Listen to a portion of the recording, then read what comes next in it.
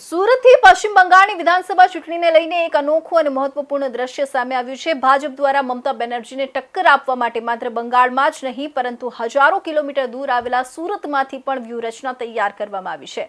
રવિવારે રાત્રે સુરતના ઉધના રેલવે સ્ટેશનના પ્લેટફોર્મ નંબર 5 પર વોટર સ્પેશિયલ ટ્રેન રવાના થઈ હતી, જેમાં 1300થી વધુ મતદારો પશ્ચિમ બંગાળમાં મતદાન કરવા માટે નીકળ્યા હતા। 19 એપ્રિલે રવિવારે સુરતના ઉધના રેલવે સ્ટેશન પર ભારે અફરાતફરી મચી હતી। યુપી, બિહાર અને ઓડિશા જતા એક સાથે 10,000થી વધુ લોકો એકઠા થતા ભીડને પોલીસ પણ સંભાળી શકી નહોતી। આ ભાગદોડ વચ્ચે લોકો એકબીજાને કચડીને ટ્રેન પકડવા જતા પોલીસે દંડા વરસાવ્યા હતા।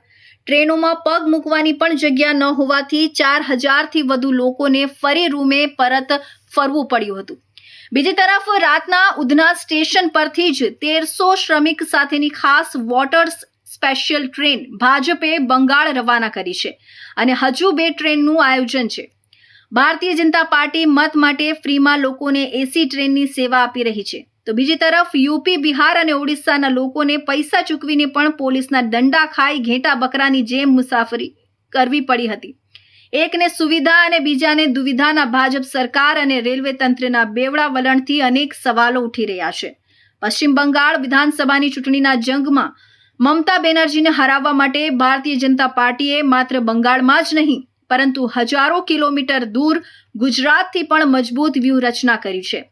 સુરતમાં વસતા લાખો બંગાળી કારીગરો ભાજપના પક્ષમાં મતદાન કરે તે માટે સુરત ભાજપ કાર્યાલય અને સુરત બંગાળી સમાજ દ્વારા ખાસ આયોજન કરવામાં આવ્યું છે।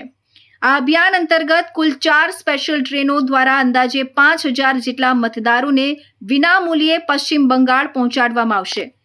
ગતરોજ રાત્રે સુરતના ઉધના રેલવે સ્ટેશનના પ્લેટફોર્મ નંબર 5 પરથી પશ્ચિમ બંગાળમાં મતદાન કરવા માટે 1300થી વધુ મતદારોને વોટર સ્પેશિયલ ટ્રેનમાં રવાના કરાયા। આ મુસાફરોના હાથમાં તિરંગા હતા અને આખું સ્ટેશન વંદે માતરમ તથા જય શ્રી રામના ગગનભેદી નારાઓથી ગુંજી ઉઠ્યું હતું। હવે બીજી ટ્રેન 24 એપ્રિલના રોજ સુરતથી ઉપડશે। આ તમામ ટ્રેનો સીધી કોલકાતા જશે, જેથી મતદારોને મુસાફરીમાં કોઈ તકલીફ ન પડે।